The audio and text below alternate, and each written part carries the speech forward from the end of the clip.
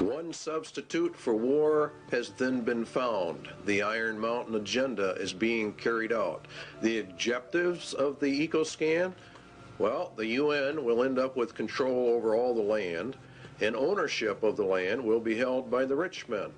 There is arising a crisis of worldwide proportions involving developed and developing countries alike, the crisis of the human environment. The process of compromise of national interests will, of course, have to take place.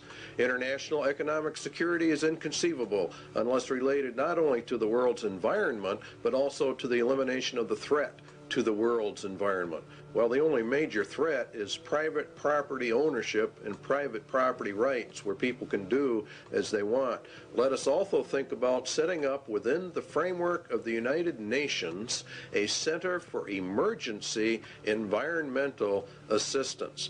You can see how they're raising this thing up to an emergency status, an emergency level. And that's what Mikhail Gorbachev said in December 8, 1989 in a speech to the United Nations. The United Nations will be the controller of all the lands in the world through their various ecological, environmental organizations that they are in the process of setting up. In fact, the Rio Earth Summit was for that specific reason. Now, it's owned by the rich men. That's who owns the United Nations. That's who actually runs it. Eco foundations of the World Wildlife Fund, Heritage Trust, Nature Conservancy, etc.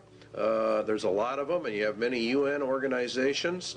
And the rich men of the earth sit on the boards of directors on all of these groups. These groups are buying up huge chunks of private land for conservation, they say, and to preserve the earth. And of course, all of it is to be owned by the rich men. And what they cannot purchase by normal means will be taken under zoning controls, DNR regulations, or other land grab means via governmental authority and regulation. All land will be under strict eco-controls because, after all, we are now involved in the middle of an eco-emergency, and it's nothing but a scam. It's really a debt for land swap is another part of it. The international bankers loan and control the monies to all the countries, and through interest have driven them into huge debt status. The debt of the United States is in the trillions. The bankers then come forward with a new plan.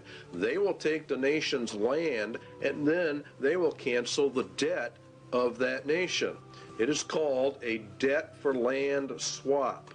This land will be held by a World Conservation Bank, owned, of course, by the rich men of the earth. They will then own all the land, all the resources, all the food.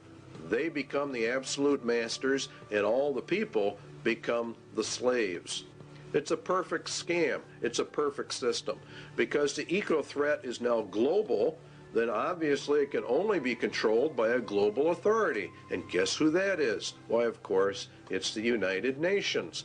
Now, the eco scam is being pushed by every organization that's involved in the environment. Even Time magazine ran an article on the endangered earth. It's being put in all your children's school books, all of their study books, about the crowding of human life, about how we have such an ecological crisis, an environmental crisis, and unless we all do our share, why, the whole world is just going to disintegrate and the entire population of man will be eliminated. That's according to them. It's very